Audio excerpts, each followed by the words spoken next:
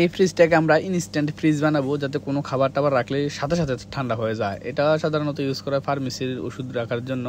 তো ওই রকম ঠান্ডায় কিন্তু আমাদের খাবার ঠান্ডা করতে অনেক সময় লেগে যাবে, এই জন্য আমরা ইনস্ট্যান্ট ফ্রিজ বানাতে যাচ্ছি এটাকে। এটার মধ্যে যে চেম্বারগুলো ছিল এটা আমরা খুলে ফেলে দেবো। দেখুন কত ছোট একটা চেম্বার, এই টিনের যে অংশটা এটাই এটার চেম্বার। তো এটা কিন্তু এত শক্তিশালী না যে আমাদের খাবারগুলো তাড়াতাড়ি ঠান্ডা করতে পারবে, অনেক সময় রাখলে তারপর ঠান্ডা হবে।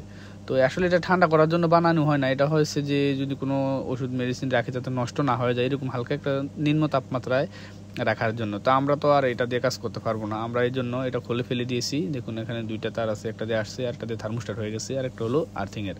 তো আমরা যাতে খুব তাড়াতাড়ি ঠান্ডা করতে পারি খাবারগুলো, এই জন্য আমরা নতুন করে এটা মডিফাই করছি। এখানে দেখুন যতটুকু সম্ভব চেপে আমরা এখানে 145 দিয়ে কানেকশানগুলো ওই চেম্বার বানাইলাম, যাতে সাথে সাথে ঠান্ডা হয়। শক্তিশালী করতে হবে এই ফ্রিজটা। আর এখানে পুরাতন যে কম্প্রেসারটা ছিল এটার মধ্যে এটা লাগিয়ে দেখবো আসলে এই কম্প্রেসারে এত শক্তি আছে কিনা, যদি না থাকে তাহলে আমরা চেঞ্জ করে দেবো। তো আমরা আগে লাগানোর পর দেখলাম যে আসলে এই পারফরমেন্সটা কেমন। এই ছোটো ফ্রিজটা শুধু ব্যবহার করা ওষুধগুলো যাতে নষ্ট না হয়ে যায় এরকম নিম্ন একটা তাপমাত্রা তৈরি করার জন্য, কিন্তু খাবার ঠান্ডা করা বা অন্যান্য কিছু পানি টানি ঠান্ডা করে রাখার জন্য যে একটা শক্তিশালী নিম্ন তাপমাত্রা দরকার, এটা কিন্তু এটা করতে পারবে না। এই জন্য আমরা চেম্বারগুলো ফেলে দিয়েছি নতুন করে।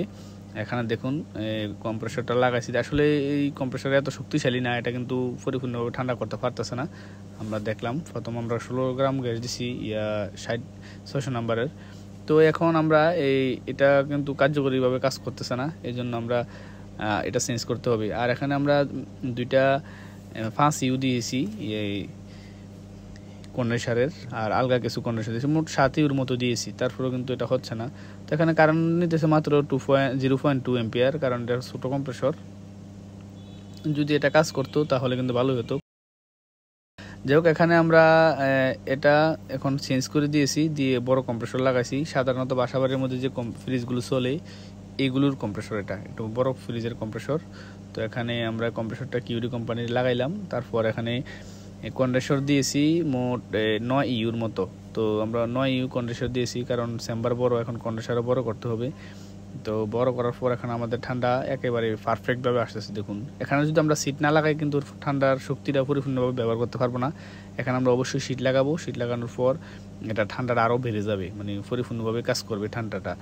তো যাই হোক এটা ইনস্ট্যান্ট ফ্রিজ বানানোর জন্য আমরা যে কী করতে হচ্ছে এই জিনিসটা আপনাদের সাথে শেয়ার করলাম, যাতে আসলে ফ্রিজের কাজ যদি আপনি বোঝেন আপনি যে কোনোভাবে মডিফাই করতে পারবেন, ঘরের মধ্যে এসিও বানাতে পারবেন নিজে নিজে, যে জিনিসটা আগে শিখার বিষয়। তো আমরা অনেক ধরনের কাজই করি, কাজগুলোর পাশাপাশি চাইলে আমার বিস্তারিত জানতে আমাদের ইউটিউব চ্যানেলটি ভিজিট করতে পারেন।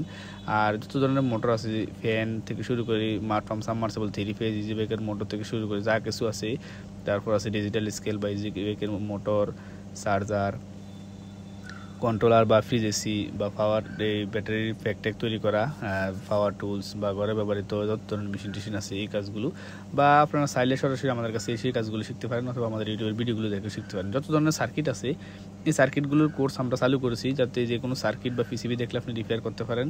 আর বিস্তারিত জানতে অবশ্যই আমাদের ইউটিউব চ্যানেলটি ভিজিট করবেন। আর আমরা যে কাজগুলো করি আপনারা চাইলেই কাজগুলো করতে পারেন, শিখতে পারেন। আমাদের সাথে থাকুন। Thank you for watching this video.